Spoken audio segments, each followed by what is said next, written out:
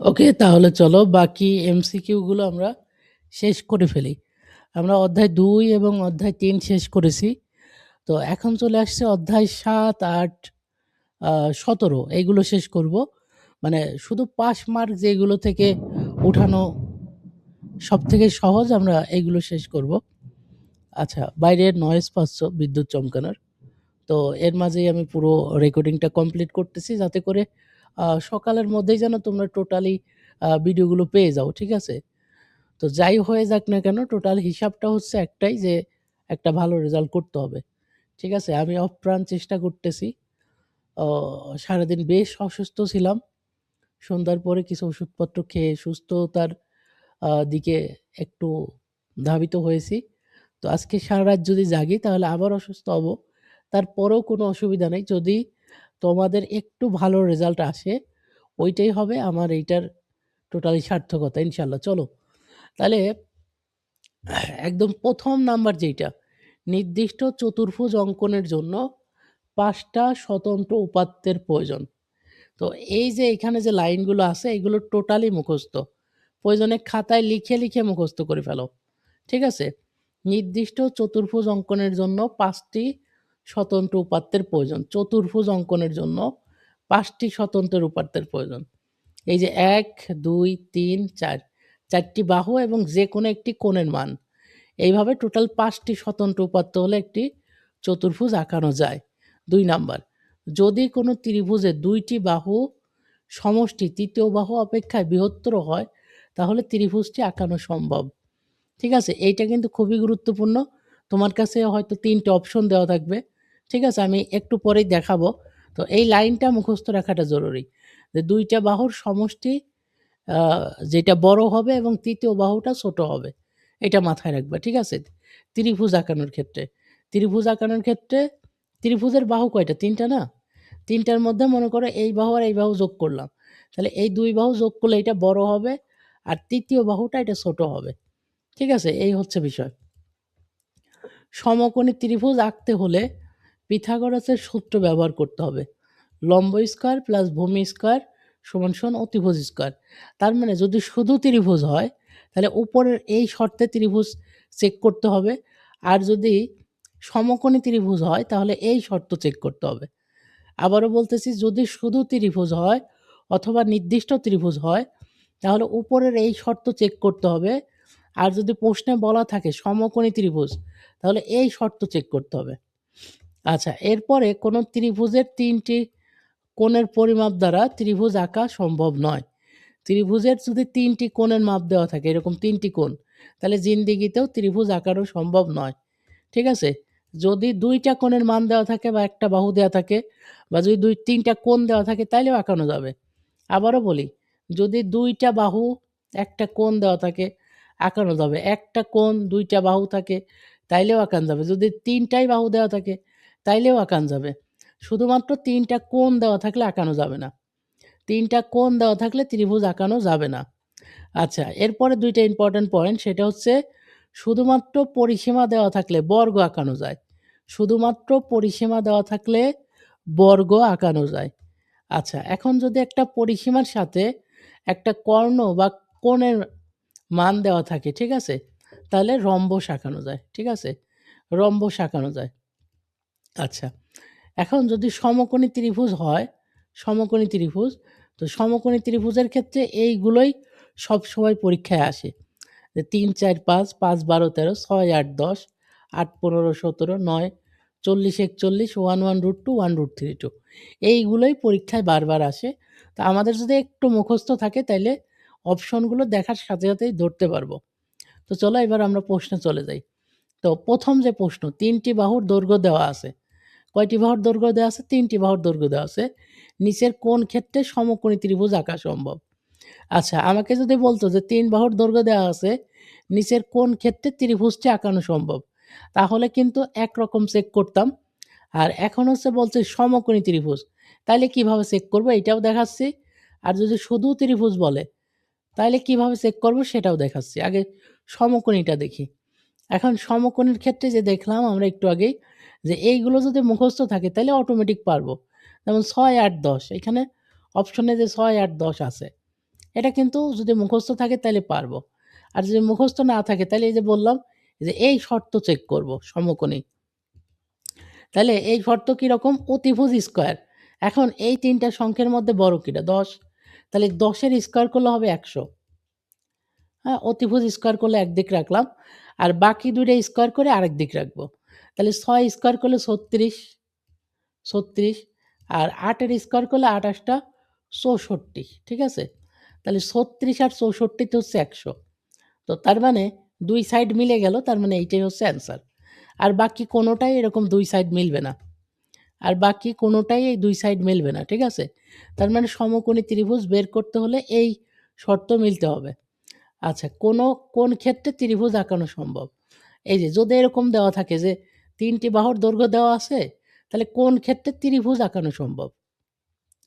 তখন আমরা অন্য রকম চেক করব।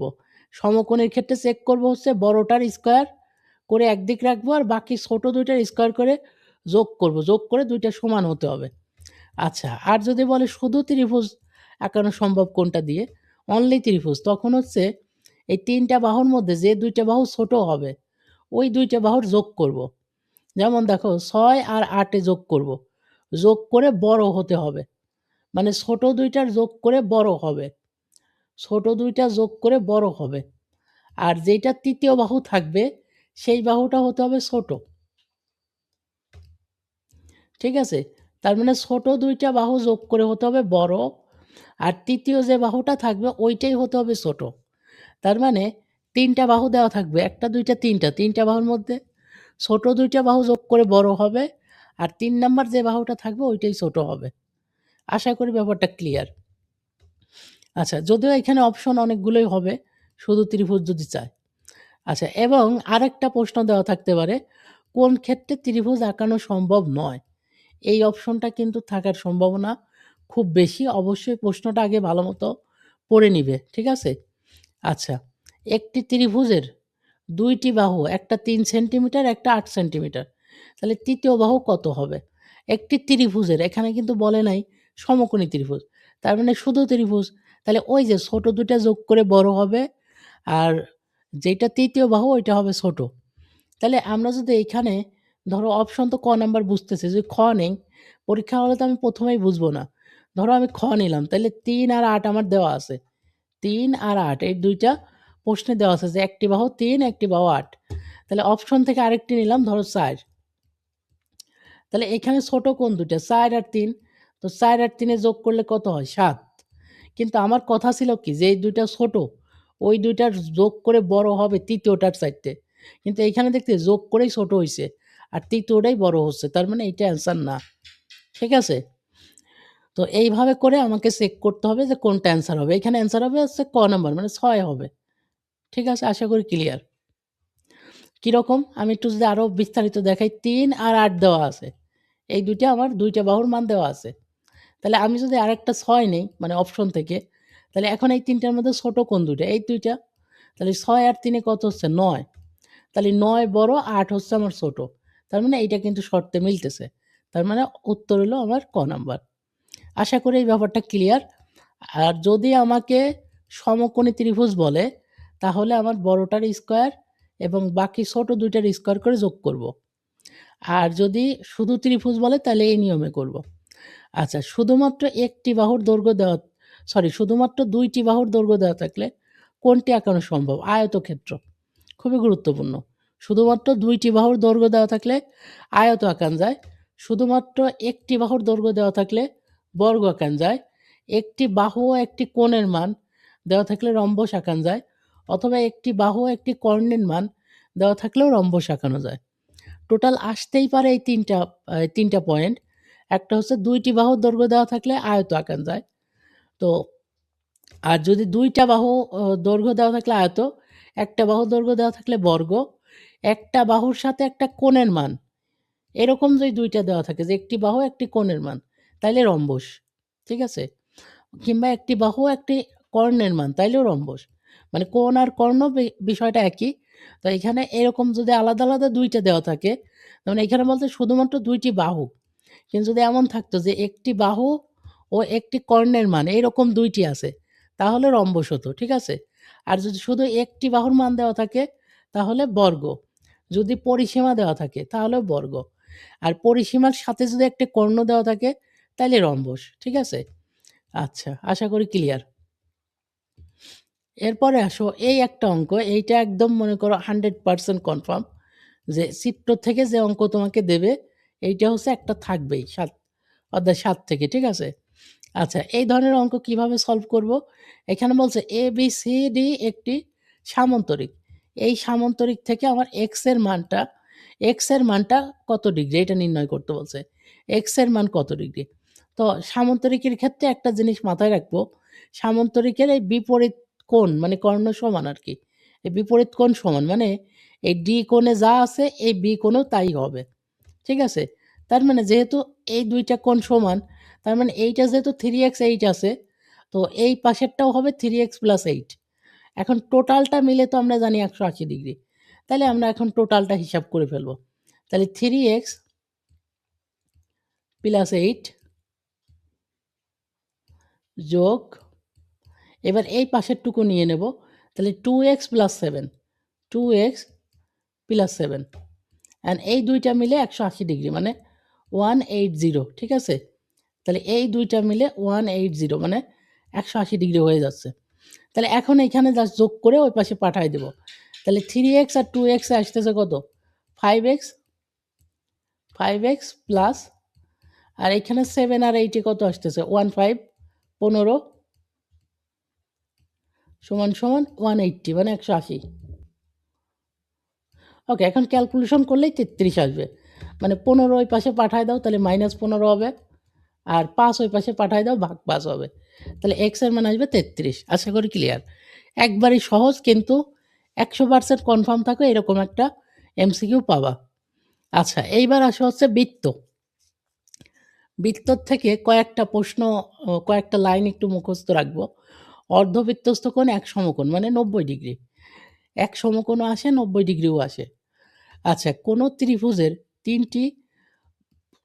একটি ত্রিভুজের 3টি বহির্বৃত্ত আঁকা যায়। ঠিক আছে?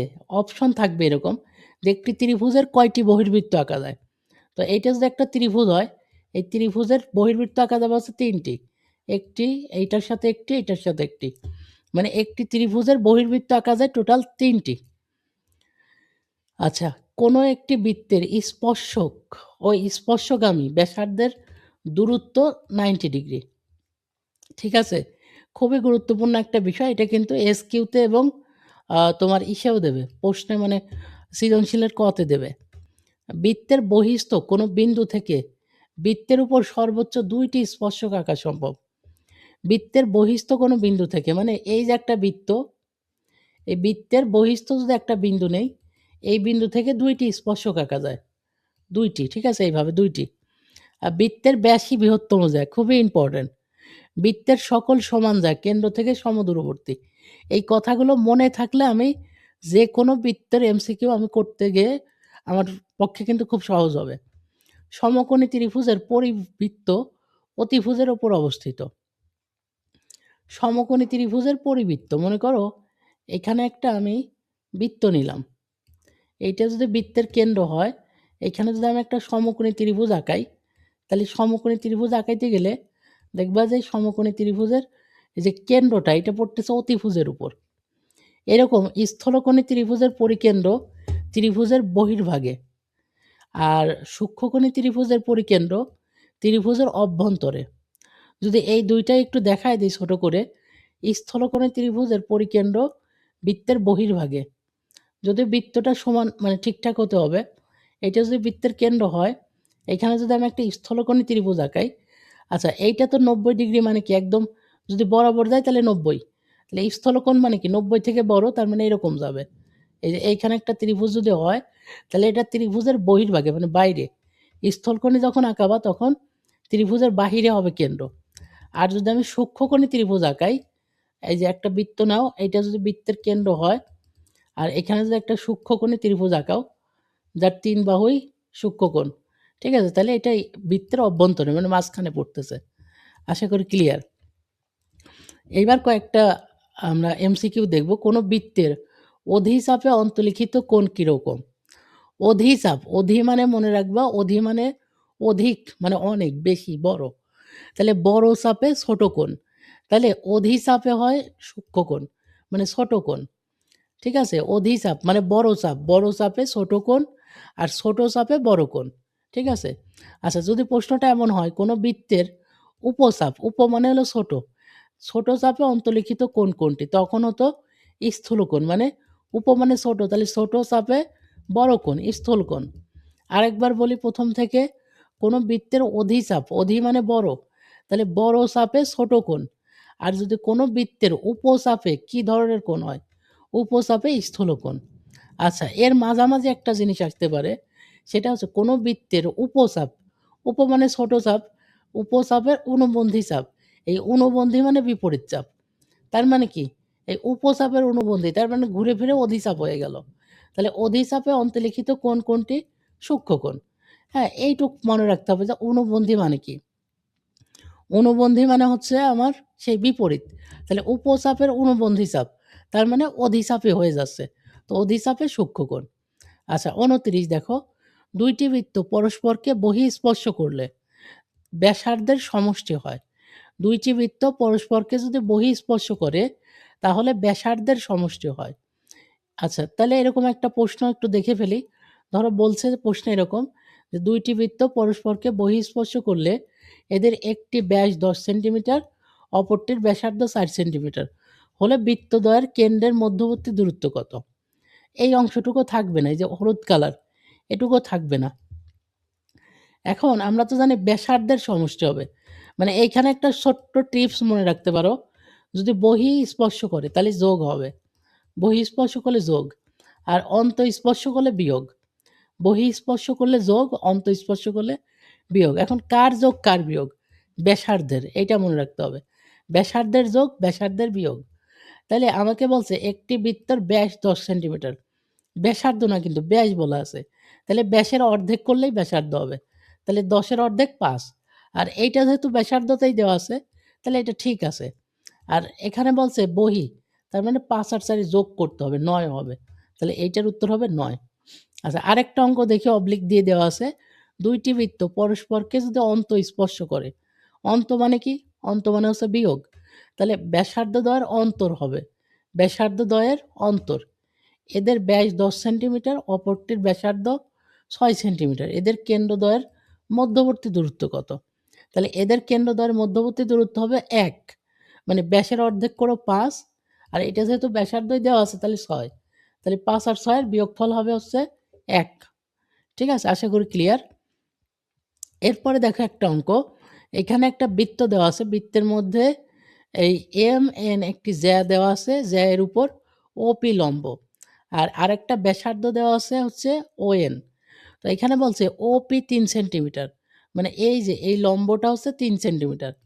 আচ্ছা, MN ৮ সেন্টিমিটার, মানে এই মাথার থেকে এই মাথা পর্যন্ত ৮। তাহলে আমরা ধরতে পারি এইটুকু ৪, এইটুকু ৪। তো আমরা এই পাশে ৪ দিয়ে দেই।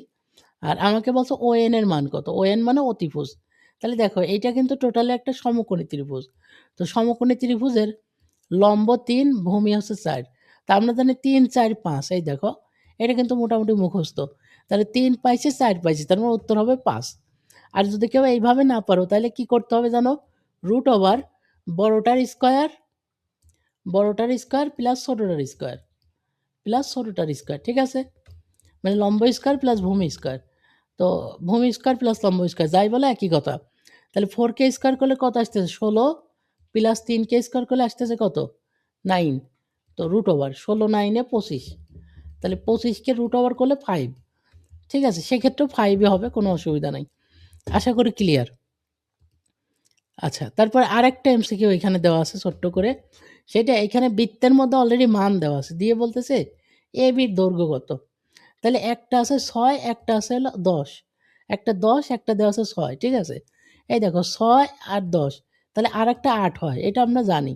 এখন যদি এইটা মুখস্থ না থাকে তাইলে আমরা যেটা একটু আগে শিখলাম, √ বড়টার স্কয়ার মানে ১০ এর স্কয়ার, ১০ এর স্কয়ার মাইনাস ৬ এর স্কয়ার। আচ্ছা, এখানে আগেরটায় কিন্তু প্লাস দিছিলাম। এই ব্যাপারটা একটু বলি, যদি অতিভুজ চায় তাহলে মাঝে প্লাস হয়। আর ভূমি অথবা লম্ব যাই চাক মাঝে মাইনাস হয়। রুট ওভারও ঠিক থাকবে, বড়টার স্কোয়ার মাইনাস ছোটোটার স্কোয়ার। আর যদি অতিভুজ চাই তাহলে রুট ওভার বড়টার স্কোয়ার প্লাস ছোটোটার স্কোয়ার। ওকে, কাজ শেষ। মানে এক কথা লম্ব স্কোয়ার প্লাস ভূমি স্কোয়ার। আশা করি বুঝতেছো। তাহলে 10 আর এনে হবে না কত? এনে হবে না হলো 64, ঠিক আছে? সরি 36। 10-এর স্কোয়ার করলে 100 আর হচ্ছে 6-এর স্কোয়ার করলে 36। তো 100 থেকে 36 বাদ দাও, তাহলে থাকবে হচ্ছে 64, 64। তো 64-এর যদি রুট ওভার করি তাহলে 8 হবে, 8, ঠিক আছে? তাহলে এখানে কি উত্তরে 8? আসলে উত্তরে 8 না। এখানে আমরা হচ্ছে এডির মান বের করছি, এডির মান আসছে হলো 8। তো আমার চাইছে এ বির মান, তার মানে আরও 8 লাগবে। তাহলে 8 8 16, মানে উত্তর হবে 16। ঠিক আছে? প্রশ্নটা ভালো মতো পড়বা, কারণ দেখা যাবে অনেক পাড়া অঙ্ক যেগুলো পারতা কিন্তু ভুল করে আসছো। আচ্ছা, ও বৃত্তের কেন্দ্র ও ই সমান ও এফ সমান 4 সেন্টিমিটার। আচ্ছা, তাহলে এখানে বলা আছে ও বৃত্তের কেন্দ্র, এখন ও ই আর ও এফ সমান, এবং ও ইউ 4 সেন্টিমিটার, ও এফও 4। তাহলে দেখো এই যে এইখানে আমাকে বলা আছে কি এইটা 3 সেন্টিমিটার এইটা, তাহলে আমি বুঝতে পারতেছি উপরেরটাও 3 সেন্টিমিটার, 3। আচ্ছা, আর একটা বলা আছে কি ও এফ এবং ও ই 3 সেন্টিমিটার, তো এইটাও সরি 4 সেন্টিমিটার, এটা 4। তাহলে একটা 3 আর একটা 4, তাহলে অতিভুজ কত? 5, ঠিক আছে? তাহলে 5 সেন্টিমিটার। শুধু প্রশ্নটা পড়তে পারলেই উত্তর করতে পারবা। আচ্ছা, এরপরে দেখো খুবই গুরুত্বপূর্ণ একটা অঙ্ক, চিত্রে এক্স এর দৈর্ঘ্য কত কত একক। আচ্ছা, এখানে এক্স এর দৈর্ঘ্য জানতে হলে আমাকে একটা ছোট্ট মান জানতে হবে, সেটা হচ্ছে কেন্দ্রস্থ কোণ কি আর বৃত্তস্থ কোণটা কি। তো কেন্দ্রস্থ কোণ হচ্ছে যেটা কেন্দ্রের সাথে উৎপন্ন হয় সেটা কেন্দ্রস্থ কোণ, আর যেটা বৃত্তের সাথে উৎপন্ন হয় সেটা হলো বৃত্তস্থ কোণ। একবারই সহজ। তো এখন আমরা জানি কি যে কেন্দ্রস্থ কোণ যেটা সেটা হচ্ছে বড় হয়, আর বৃত্তস্থ কোণ যেটা সেটা ছোট হয়। কত গুণ ছোট হয়? 2 গুণ। তাহলে আমরা তাই করব। তাহলে বড়টা আগে লিখব যে এক্স প্লাস 45, ঠিক আছে, সমান, এটা বড়টা, আর ছোটটা হচ্ছে 2 গুণ করলে মানে বড় সমান হবে আর কি। তাহলে 4x। দেখো এটা ছিল 2x, তাহলে এর 2 গুণ করছি, তাহলে 4x, ঠিক আছে? এখন এইটা যদি আমরা ক্যালকুলেটর দিয়েও সলভ করি তাও কিন্তু পারবো, ঠিক আছে? তোমাদের মনে আছে কিন্তু এই ধরনের অঙ্ক আমরা মানে যত দ্রুত উত্তর করা যায় সেক্ষেত্রে ক্যালকুলেটর ইউজ করাটাই আমি মনে করি সবথেকে বেটার। চলো ক্যালকুলেটর ইউজ করেই দেখাই। সেটা হচ্ছে প্রথমে আমি ক্যালকুলেটরের মধ্যে বড়টা আগে তুলব, ঠিক আছে? তাহলে বড়টায় আছে কি এক্স প্লাস 45, তাহলে এক্স প্লাস 45, এবার সমান সমান তুলব, সমান সমান। এখন এইটা আছে 2x, তাহলে 2x এর ডাবল করলে কি হবে? 4x, তাহলে 4x, 4x। আচ্ছা, এখন এইখান থেকে আমার কার মান প্রয়োজন? x এর দৈর্ঘ্য। তাহলে আমরা তো জানি x এর মান বের করতে হলে শিফট এই যে সলভ মানে ক্যালকে চাপ দিতে হবে। এই যে এইটা আসছে, এইটা কিন্তু অ্যান্সার না, এই যে সমানের পরে 1 চাপ 2 চাপ মানে 15। তার মানে এইটার উত্তর হবে 15, ঠিক আছে? x এর দৈর্ঘ্য কত? 15, ঠিক আছে? এটা ম্যানুয়ালি হাতে হাতে করলেও 15ই আসবে। আচ্ছা, এরপর নেক্সট আরেকটা অঙ্ক একটু দেখি আমরা। আচ্ছা, এখানে একটা অঙ্ক দেওয়া আছে x এর দৈর্ঘ্য কত। এইখানেও কিন্তু x এর দৈর্ঘ্য চাচ্ছে, এই জায়গাতে এক্সটা আছে, ঠিক আছে? তো এখানে এই অঙ্কটা বুঝতে হলে একটু আমাকে একটা বিষয় জ্ঞান রাখতে হবে, সেটা হচ্ছে যে বৃত্তস্থ চতুর্ভুজের বিপরীত বিপরীত 2 কোণের সমষ্টি হচ্ছে 2 সমকোণ মানে 180, ঠিক আছে? তার মানে দেখো এইটার বিপরীতে তো এইটা আছে, তো এইটার বিপরীতে এইটা আছে, ঠিক না?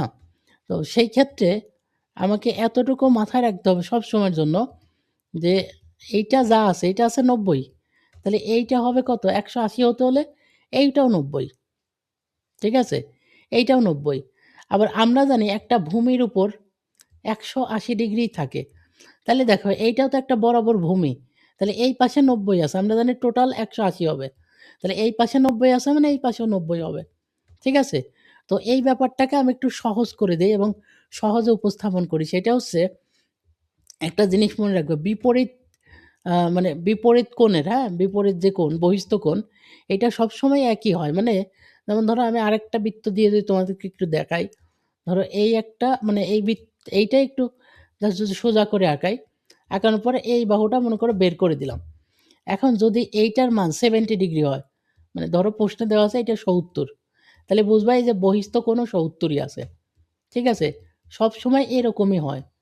মানে এই কোণটা যা হয় ওটার বহিস্থ কোণও সেম টু সেমই হয়। হ্যাঁ? চতুর্ভুজের ক্ষেত্রে। চতুর্ভুজের ক্ষেত্রে সবসময় সেম টু সেম হয়। ঠিক আছে? এবং কেন হয় ওটা তো বুঝাই দিছি। তো আশা করি তোমরা নিজেরাই বের করে নিতে পারবা। তাহলে দেখো এইটা যদি ৯০ ডিগ্রি হয় আর এইটা যদি ৩০ ডিগ্রি হয়, তাহলে এইটাও কিন্তু একটা সমকোণী ত্রিভুজ, দেখেই বুঝতেছি।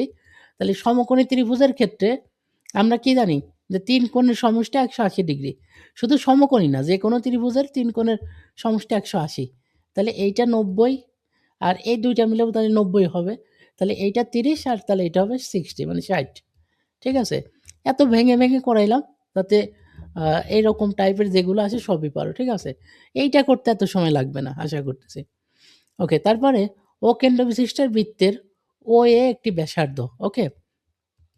ও কেন্দ্রবিশিষ্ট বৃত্তে OA একটি ব্যাসার্ধ। আচ্ছা, এই যে ও কেন্দ্রবিশিষ্ট বৃত্তে OA একটি ব্যাসার্ধ।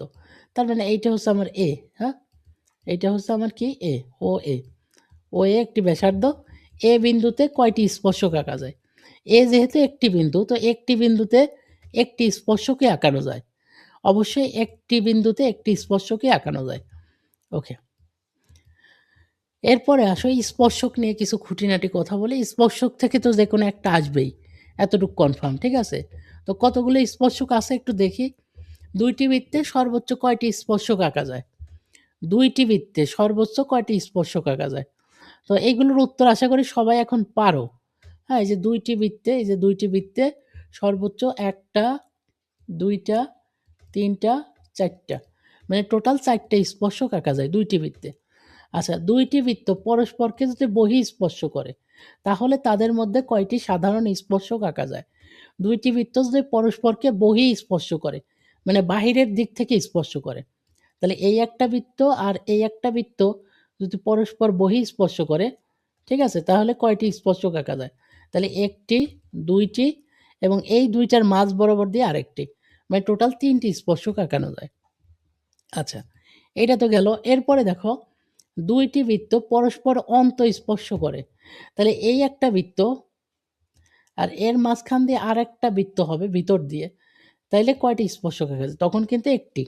হ্যাঁ, একটি স্পর্শক। কারণ তাদের একটি জায়গাতে, হ্যাঁ, একটি জায়গাতে স্পর্শ করছে। তার মানে একটি বিন্দুতে একটি স্পর্শকই আঁকানো যায়। আচ্ছা, ২ টি বৃত্ত পরস্পর যদি ছেদ করে, ছেদ করা মানে কি? মানে একটার মধ্য দিয়ে আরেকটা ঢুকে যাওয়া। তাহলে এই একটা বৃত্ত আরেকটা বৃত্তকে যদি ছেদ করে, তাহলে ২ টা স্পর্শক আঁকানো যায়। একটা নিচ দিয়ে একটা, ২ টা, ঠিক আছে? আচ্ছা, তারপরে দেখো ২ টি বৃত্ত কোনো একটি বিন্দু থেকে, আচ্ছা সরি ২ টি বৃত্ত না, বৃত্তের বহিস্থ কোনো বিন্দু থেকে, তাহলে এইটা একটা বৃত্ত, বৃত্তের বহিস্থ কোনো একটা বিন্দু থেকে একটা, ২ টা, তার মানে ২ টা স্পর্শক আঁকানো যায়। একটি সরল রেখা একটি বৃত্তকে সর্বোচ্চ কয়টি বিন্দুতে ছেদ করতে পারে? একটি সরল রেখা একটি বৃত্তকে সর্বোচ্চ ২ টি বিন্দুতে ছেদ করতে পারে। একটি এবং এই একটি। মানে টোটাল ২ টি বিন্দুতে ছেদ করতে পারে। তাহলে আরেকবার দেখো, একটি সরল রেখা একটি বৃত্তকে সর্বাধিক কতটি বিন্দুতে ছেদ করতে পারে? ২ টি বিন্দুতে ছেদ করতে পারে। আচ্ছা, এই ছিল হচ্ছে আমাদের ৮ম অধ্যায়। এইবার আমরা আসবো হচ্ছে ৯ম অধ্যায়। অধ্যায় ৯। তোমরা জানো অধ্যায় ৯ এর যতগুলি এমসিকিউ আছে, প্রত্যেকটি এমসিকিউ আমরা মানে ক্যালকুলেটরের সাহায্যে সলভ করতে পারি। তো নবম অধ্যায়ের মানে এমসিকিউ গুলো পারতে হলে তোমাকে মোটামুটি ৩ টা ২ টা ৪ টা মান জানতে হবে। মানে মূলত ২ টা। তো ৪ টাই বলি কারণ সুবিধা হবে সেক্ষেত্রে। সেইটা হচ্ছে একটা হলো কসেক, হ্যাঁ? কসেক শব্দটা ক্যালকুলেটরে নাই। তো যেইখানে আমি প্রশ্নে যদি কসেক পাই, তাহলে তখন আমাকে দিতে হবে 1/sin। মানে কসেক শব্দটা যেহেতু ক্যালকুলেটরে নাই, তাহলে কসেকের পরিবর্তে আমাকে দিতে হবে 1/sin। তার মানে ক্যালকুলেটরে আমি কসেক উঠাইতে পারবো না। কিন্তু ক্যালকুলেটরে যদি আমি 1/sin উঠাই, তাহলে ক্যালকুলেটর বুঝে নেবে যে আমি কসেক উঠাইছি। আর এরপরে দেখো সেক। এই সেকটাও আমার ক্যালকুলেটরে নাই। ঠিক আছে? তো সেকের পরিবর্তে আমাকে দিতে হয় 1/cos। 1/cos,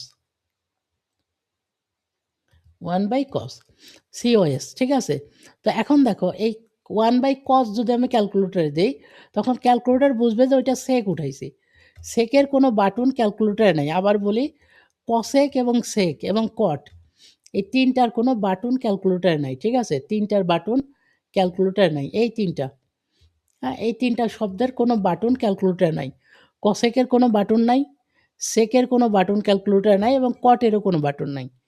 তো সেক্ষেত্রে যদি আমি ক্যালকুলেটরতে বোঝাইতে চাই, ক্যালকুলেটর যদি মানে কসেক উঠাবো, তখন কসেক না উঠায় আমি দিব হচ্ছে 1/sin অথবা 1/sin। মানে বাই মানেই তো ভাগ, তাই না? 1/sin। তো 1/sin উঠানো মানে হচ্ছে ক্যালকুলেটর তখন বুঝে নেবে যে আমি আসলে উঠাইছি হচ্ছে কসেক। ঠিক আছে? 1/sin মানেই কসেক। আর সেকের কোনো ক্যালকুলেটরে বাটন নাই। সেক্ষেত্রে সেকের পরিবর্তে আমি লিখতে পারি হচ্ছে 1/বাই দিলেও চলে, ভাগ দিলেও চলে। 1/cos, ঠিক আছে? 1/cos, cos দিতে হবে। আর কটের যেহেতু কোনো বাটন নাই, সেক্ষেত্রে দিতে হবে 1/tan, 1/tan, ঠিক আছে? তো 1/tan দিলেও আমি বুঝে যাব যে এইটা মানে ক্যালকুলেটর বুঝে যাবে আমি এটা কট উঠাইছি। আশা করি ক্লিয়ার। এখন চলো ক্যালকুলেটর দিয়ে আমরা সবগুলো অঙ্ক কিভাবে সলভ করতে পারি এইটা একটু আমরা দেখব, ঠিক আছে? আচ্ছা, এখন দেখো এখানে tan থিটা মাইনাস 30 ডিগ্রি সমান সমান √3 হলে সাইন থিটার মান কত? আচ্ছা, এইখানে যে থিটা আছে না, থিটার জায়গা আমরা চাইলে এখানে মানে অপশন চেক করতে পারি সবগুলো, অথবা এই থিটার মানটা বের করে এখানে থিটার জায়গায় বসাতে পারি। তাহলে চলো ২টা সিস্টেমই দেখাই, কারণ ত্রিকোণমিতি অনেকেই অনেক ভয় পাও। তো আমি ত্রিকোণমিতি চাচ্ছি একটু ভালো মতো দেখাই দিতে, যাতে পরীক্ষা হলে যায় কোনো কনসেপ্ট মিস না হয়। তো যত নিয়ম আছে সবগুলোই দেখাই, যাতে যে কোনো একটা নিয়ম ধরে তুমি উত্তর বের করে ফেলতে পারো, ঠিক আছে? ক্যালকুলেটর নিয়ে নিলাম। ক্যালকুলেটর নেওয়ার পরে এটা আমি একটু ক্লিয়ার করে নিই, হ্যাঁ? যেহেতু অনেকগুলো অঙ্ক করে রাখছি ইতিমধ্যেই। তো শিফট 9 3 অল ক্লিয়ার, এখন সমান সমান ডাবল চাপ। ওকে, এবার tan আমরা চাচ্ছি কি এই থিটার জায়গা মানে থিটার মানটা আগে বের করি। তো থিটার যেহেতু একটা চলক মানে এইটার তো কোনো নির্দিষ্ট মান নাই। তো থিটাকে আমরা x হিসেবে চিন্তা করব। তাহলে tan এর একটা বাটন আছে, দেখো এই যে tan, হ্যাঁ? tan দিলে পরে অটোমেটিক একটা ফার্স্ট ব্র্যাকেট চলে আসে। তো এখন এই থিটার পরিবর্তে আমরা x লিখব, হ্যাঁ? যে মানে x এর মান বের করব। তো x এর মানে আসলে থিটার মান। তাহলে x - 30 ডিগ্রি। এই যে আমরা x - 30 দিব, দিয়ে ব্র্যাকেটটা ক্লোজ করব, ব্র্যাকেট ক্লোজ। এবার সমান সমান দেব, তাহলে আলফা এই যে সমান সমান উঠাইলাম। এবার √3, এই যে √3, ওকে? এখন তো আমরা জানি যে শিফট সলভ দিয়ে সমানে এক চাপ 1 2, তাহলে x এর মান বাড়াইছে 90 ডিগ্রি, ওকে? তাহলে কিন্তু আমি উত্তরটা পেয়ে গেছি, মানে উত্তর পাইছি বলতে আমরা থিটার মান পেয়ে গেছি। ওকে, এখন থিটার মানটা কি করব? থিটার মানটা এই যে এখানে বসাবো, সাইন থিটা, হ্যাঁ? তো এখন দেখো তো এটা 90 ডিগ্রি, এটা অ্যান্সারে জমা আছে। তাহলে আমরা এই যে কেটে দিব, কেটে দিলাম। এখন সাইনের বাটন আছে, সাইন দেওয়ার পর অটোমেটিক একটা ফার্স্ট ব্র্যাকেট উঠবে। অ্যান্সার, এবার ক্লোজ করে দাও ব্র্যাকেট, সমান দাও। সমান দিলে 1 আসছে, এই যে 1 অ্যান্সার। ঠিক আছে, আশা করি ক্লিয়ার, ওকে?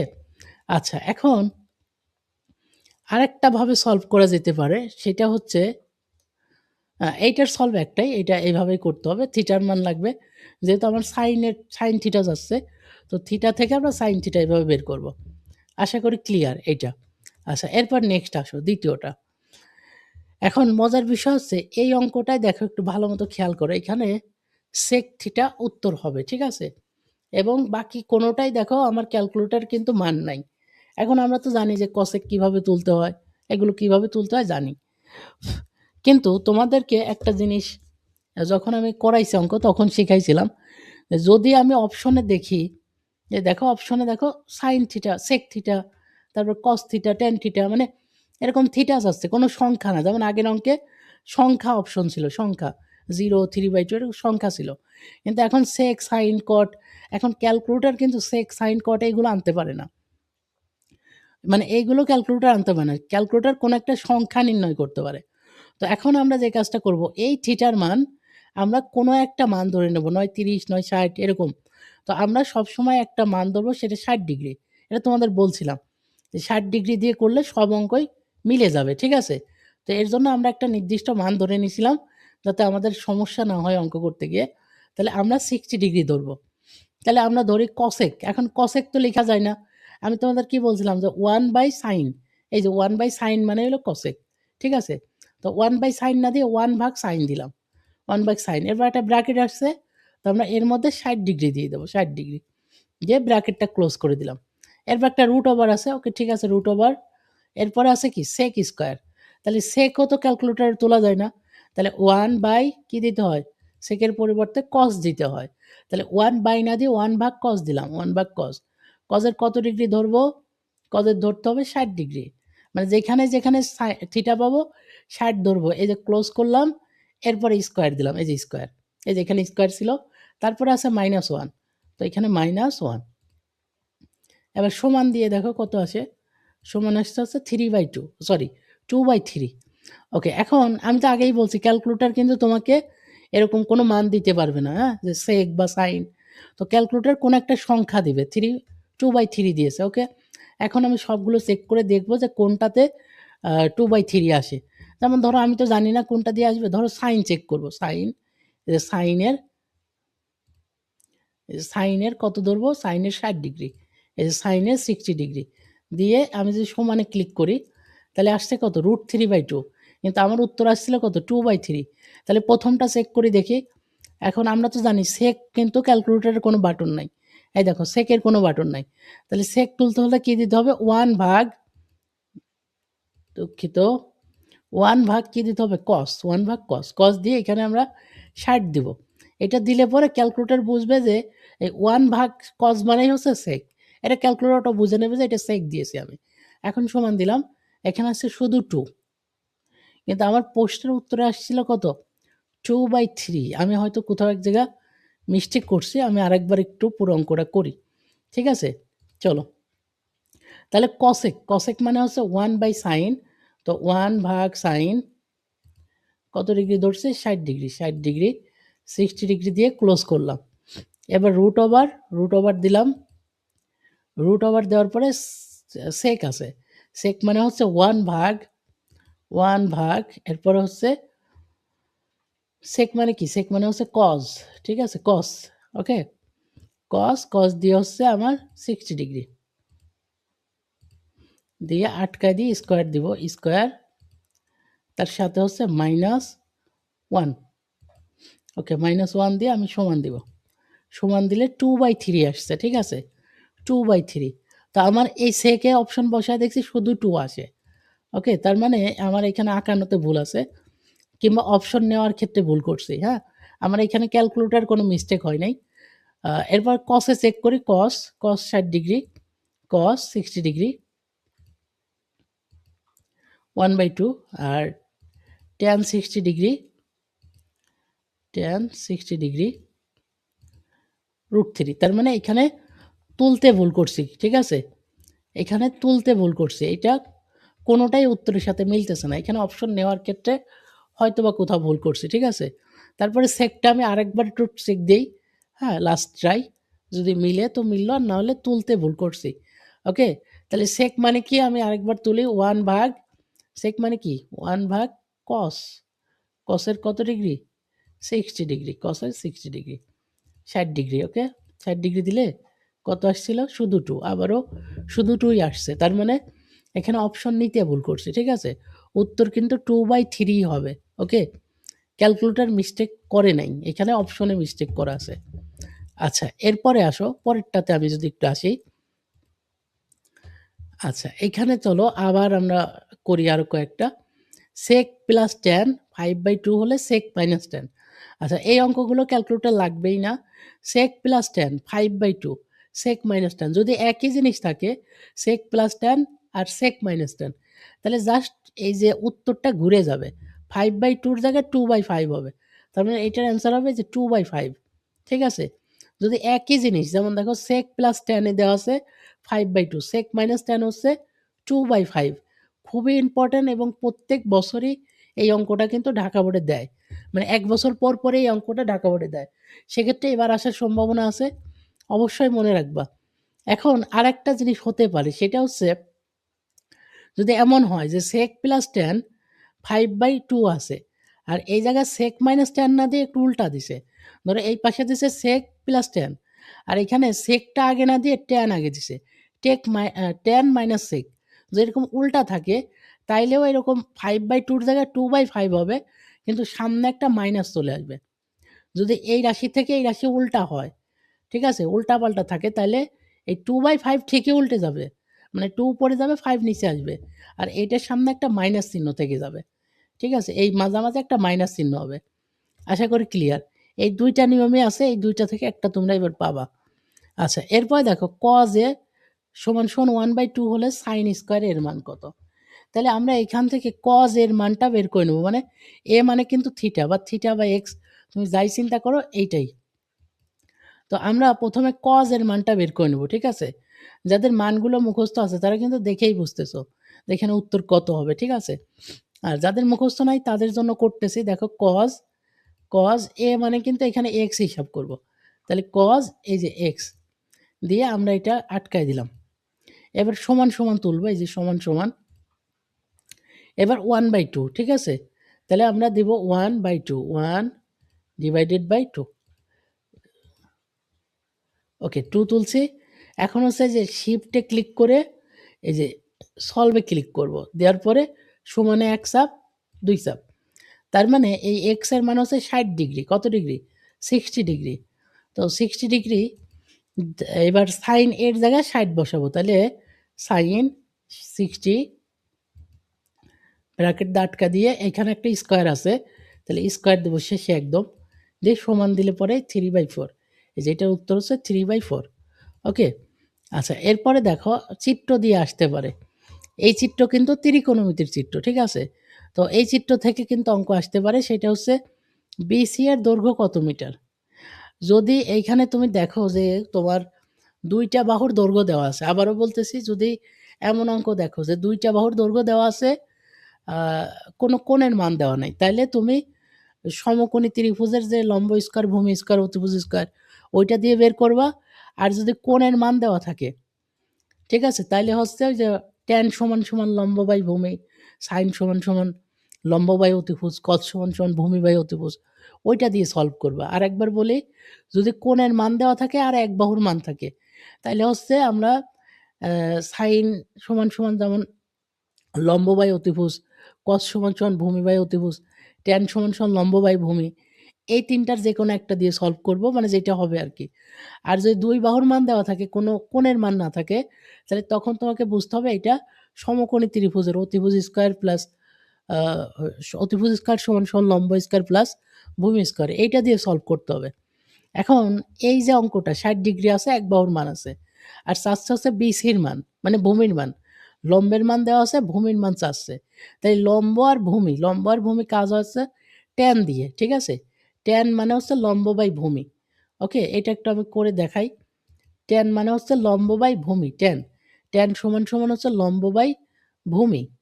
কথাটা বুঝবা, ট্যান সমান সমান লম্ব বাই ভূমি।